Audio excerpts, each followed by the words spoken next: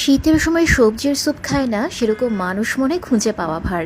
আজকে খুব সহজ একটা সবজির স্যুপের রেসিপি নিয়ে আমি এসেছি। খুব অল্প জিনিস লাগবে, সেটা দেখাই যাচ্ছে। কিছুটা মাশরুম কুচি, পেঁয়াজ কুচি, রসুন কুচি, আদা কুচি অল্প, আর যদি লেমন গ্রাস থাকে তাহলে তো খুবই ভালো হয়। না থাকলেও কোনো সমস্যা নেই, আপনারা লেবুর রসও ব্যবহার করতে পারেন। আর সাথে কিছুটা বাটার, আর গুঁড়া মশলার মধ্যে থাকবে লবণ আর গোলমরিচের গুঁড়ো। আর হ্যাঁ, অবশ্যই সবজি তো থাকতেই হবে, না হলে সবজির স্যুপ কীভাবে হবে। সবজি আপনার একেবারে ইচ্ছে মতো, আমি ব্যবহার করেছিলাম সেদিন বাঁধাকপি আর ফুলকপি। গাজরও দিতে পারেন, আলুও দিতে পারেন, আপনার যা যা পছন্দ শীতের সবজির মধ্যে। তো প্রথমে হালকা বাটারে মাশরুমগুলো একটু হালকা মেখে মেখে একটু হালকা ভেজে নেবেন।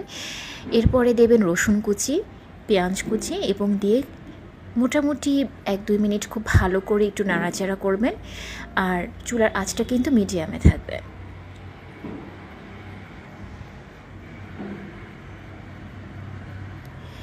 যখন মোটামুটি একটু ভাজা হয়ে যাবে এবং দেখবেন যে মোটামুটি খুব সুন্দর একটা সুঘ্রাণ আসছে, তখনই সবজিগুলো দিয়ে দেবেন। এবং সবজিগুলো লবণ দেওয়ার আগে একটুখানি ভেজে নেব আমরা। এরপর লবণ দেব। লবণ দেওয়ার পর কিন্তু সবজির পরিমাণটা পানি ছেড়েই বেশ কিছুটা কমে যাবে। তো আপনি আপনার মতো যতজনের জন্য রান্না করবেন সেই অনুপাতে সবজিগুলো দেবেন।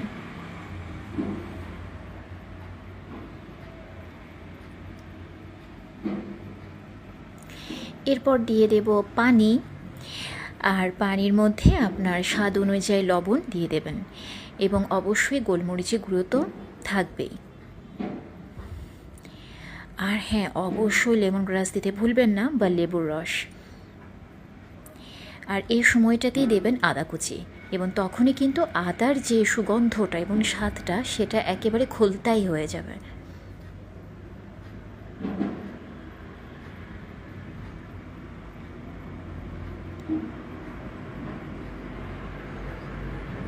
দেখতেই পাচ্ছেন স্যুপের রঙটা।